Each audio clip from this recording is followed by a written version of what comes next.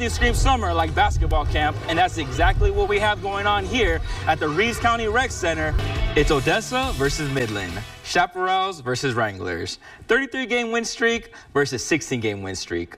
One more has to be said on how big this series is between Midland and Odessa College. Let's get to those highlights. Hit it. It's not often when you get a chance at going for a third straight state title.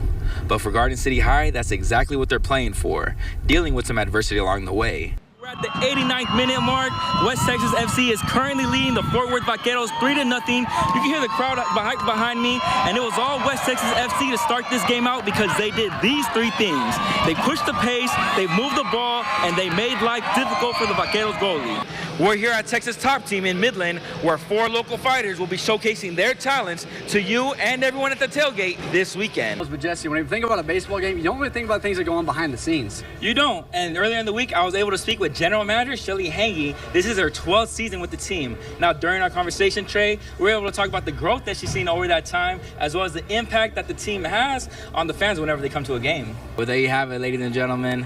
The Coahoma Bulldoggets were able to come out on top, beating the Lexington Eagles 6-1, winning their 3rd straight state title, completing the three-peat, finishing a magical season. Congratulations to the girls, coaches, and everyone involved. Can't wait to see you guys next season. Brotherhood. Family.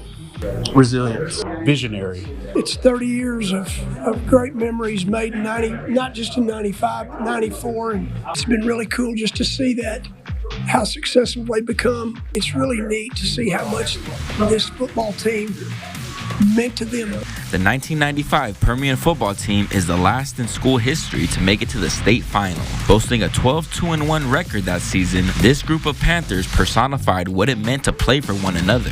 The team held a reunion a few weeks ago, catching up and strolling down memory lane. Man, it's been real cool. I haven't seen some of these guys since we graduated, and the coaching staff. And man, it's been real good. It's been a good weekend with these guys. Some players, such as Jeremy Marin, is one of the few to leave Odessa, but had to make a trip back home when he found out about a reunion.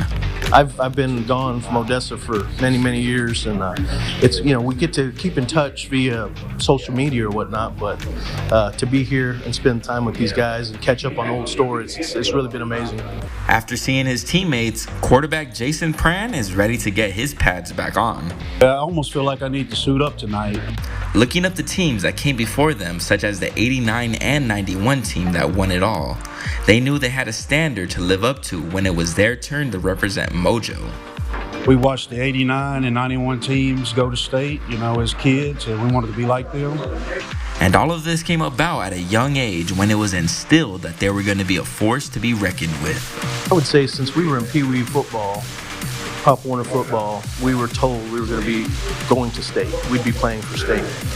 When it was time to represent Odessa at the Old Texas Stadium, a sense of adrenaline filled their bodies as all the hard work they've endured brought them to where they wanted to be. When we got there and we knew we made it, man, we were close. It's what you practice all the early mornings for and weight room for. To be able to have the chance to do that yourself with your guys, with your family, is pretty amazing. Although the team traded back and forth with Converse Judson, making winning plays and doing the impossible at times, the Panthers fell short of the ultimate goal on their final drive, down 3. From there, the team went on their own paths. However, just like the bond they shared wearing the P on their helmets, nothing changed when they came together 30 years later. We become brothers, so even though we ain't seen each other in a while, it's the same thing, like we just saw each other yesterday. And for the director of this operation, Coach Randy Mays says he'll look back and always remember just how special this group of young men was. I'll be forever indebted to these coaches and these players. That year was the epitome of my career, and I think just the things that the memories made, I really do think the 95 team was a divine appointment. And I also want to talk about your level of competition, because there are some people who question it that you do about your record being inflated, or just the level of competition that you have been going up against. Just what do you have to say to those people? And you mentioned your defense. One word I can think of right now is just stifling. I did some notes before I came out here. You guys are letting opponents score 5.5 points. Tonight it was 14. So let's talk about your guys' defense and how you guys were able to shut down an offense like Wink. Oh, yeah. And speaking of good football teams, both you guys, they were 6-0. You guys were 5-1. Easily could have. It is the play of the game of the year for you guys' district. Just what does it mean to come out on top in this one, especially going forward, kicking that momentum? Feeling like, what's the emotion like for you getting your first playoff win as a head coach, first year here, and just doing it here in this fashion? Just the freshman Paxton Samuelson on the mound for Odessa, and check out the reflexes. Samuelson goes go-go gadget here to get the chopper for the easy out at first. He had himself a ball game today, going for the no-hitter until the 8th inning. Ao Zwang on the mound tonight, and he started off this game hotter than a frying pan with grease. Batter gets caught licking on the breaking ball for the strikeout. Next up, yeah, go ahead and take a seat back in the dugout, because that's going to be back-to-back strikeouts after the swing and the miss by the Missions. Now, this is the moment the crowd was waiting for. It's Mia Clemmer, bottom 6, still 0-0, and like a DJ, scratch that, because that baby is out of here. Clemmer goes yard to give Coahoma the 1-0 lead. Fighting Bucks would have a counter, however. Daedric Hardwick escapes trouble, finds his brother Devontae open in the corner to tie things up at 7 apiece.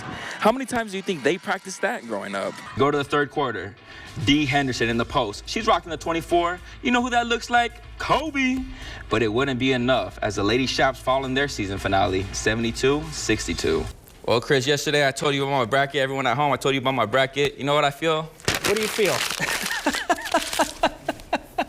I even got some work in doing some of the drills myself, showing off the hands, doing some footwork, and getting my blocking in.